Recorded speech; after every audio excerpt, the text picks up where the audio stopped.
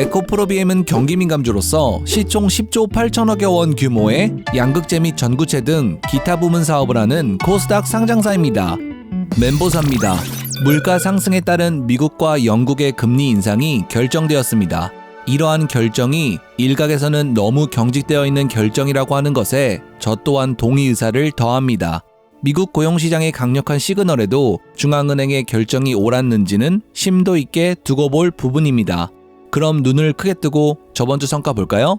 개별 종목과의 스프레드는 해당 종목이 편입된 산업지수와 개별 종목과의 차이를 말하는데, 스프레드가 플러스일 경우 개별 종목이 해당 산업지수보다 아웃퍼폼, 더 나은 결과를 만들어낸 것이고, 스프레드가 마이너스일 경우 개별 종목이 해당 산업지수보다 언더퍼폼, 실적을 내지 못한 것이라고 볼 수 있습니다.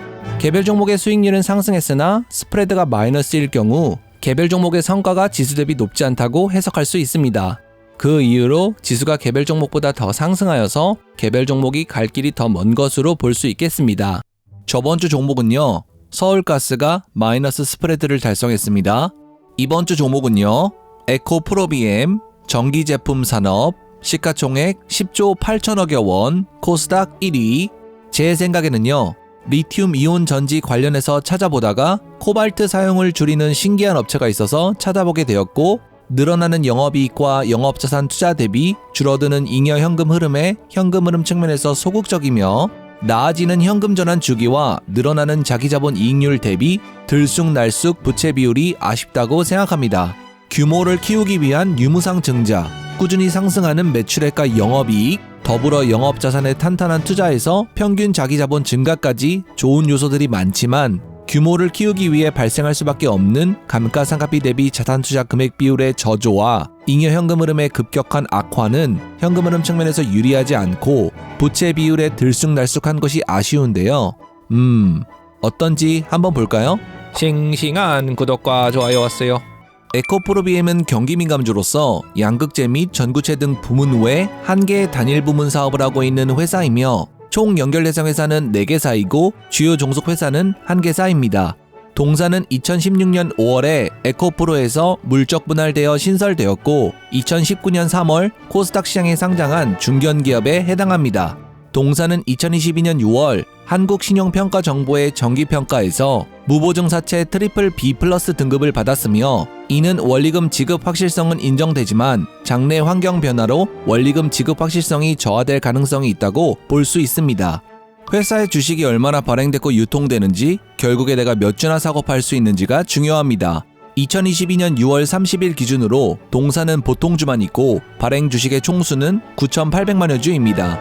방구석 멘보사 논리를 적용하여 추정순 유통 주식수를 계산해보면 4,400만여 주로 추려집니다. 이걸 바탕으로 지난 60일 평균 거래량 기준으로 주식 회전율을 구하면 약 3%가 나옵니다. 이는 주식의 손바꿈 현상이 20% 미만이므로 바닥 수준으로 볼 수 있습니다. 또한 추정순 유통 주식수 대비 신용 비율을 구하면 약 3%가 나옵니다. 이는 실제로 주식을 사고 팔 수 있는 주식 대비 돈을 빌려서 사고 파는 비율이 2에서 7% 안에 있으므로 적정 수준이라고 볼 수 있습니다. 회사의 주인은 주주죠. 그 중에 대빵 역시 최대 주주입니다. 최근 5개 분기를 봤을 때 동사의 최대 주주는 에코프로입니다. 소유 주식수는 4,500만여 주이며 2022년 11월 4일 종가 기준으로 지분 금액이 4조 9천억여 원입니다. 지분율 약 46%이며 전분기 대비 지분율 약 1%포인트, 지분 금액 3조 8천억여 원 증가했습니다. 국민연금공단은 주주로서 투자하고 있지 않습니다. 부문별 매출액을 통해 회사가 어디서 돈을 벌어오는지 알 수 있습니다. 최근 5개 분기를 봤을 때 매출액 비중은 양극재 및 전구체 등 기타 부문 순이며, 양극재 및 전구체 등 부문은 증가했고 나머지는 감소했습니다. 매출액은 모든 부문이 증가했습니다. 총 매출액은 1조 2천억여 원이고 전분기 대비 5,300억여 원, 약 80% 증가했습니다. 회사가 영업활동으로 얼마나 돈을 벌어오고 영업자산에 투자하는지를 알아보겠습니다.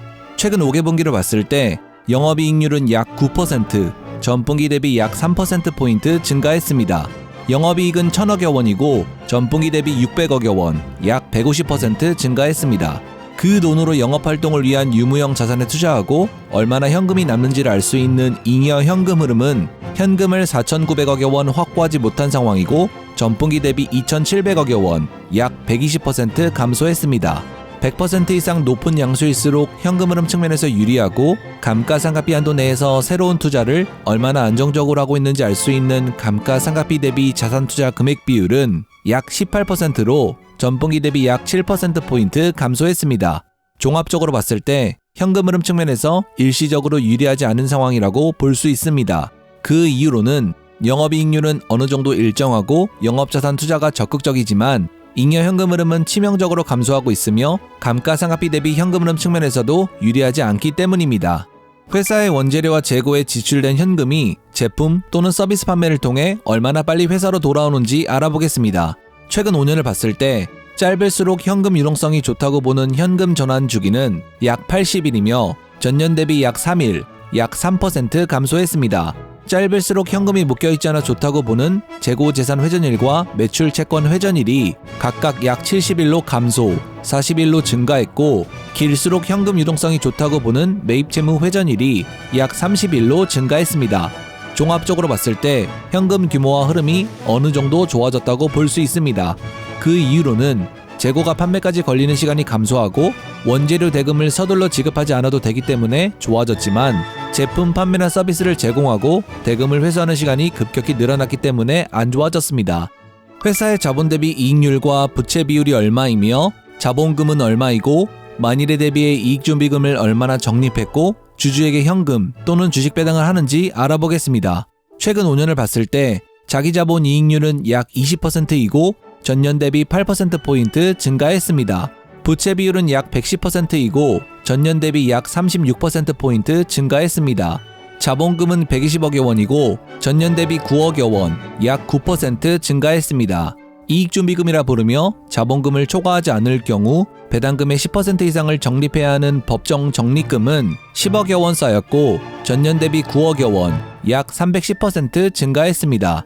순이익의 일부를 배당하고 회사에 보존하는 돈인 이익잉여금은 1,000억여 원이고 전년 대비 550억여 원, 약 120% 증가했습니다. 현금 배당 성향은 약 21%이고 전년 대비 약 1%포인트 증가했습니다. 종합적으로 봤을 때 경영 효율성이 최근에 좋아졌지만 무리하게 외형을 키워가는 모습이 보입니다. 그 이유로는 자본금과 법정 적립금이 최근에 늘어났고 이익잉여금도 꾸준히 좋아지고 있지만 부채 비율이 급격히 늘어나고 있어서 무리한 부분이라고 볼 수 있겠습니다.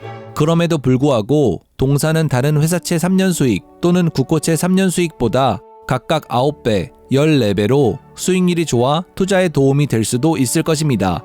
비가 와도 양반 걸음이다 라는 옛말이 있습니다. 바쁜 일이 있어도 결코 서두르지 않는다는 뜻인데요. 회사든 사람이든 자기의 페이스에 맞게 외적인 부분뿐만 아니라 내적인 탄탄함도 함께 갖추어야 할 것입니다. 겸손한 마음을 잃지 않은 채 다음 주에 만나요. 바이바이.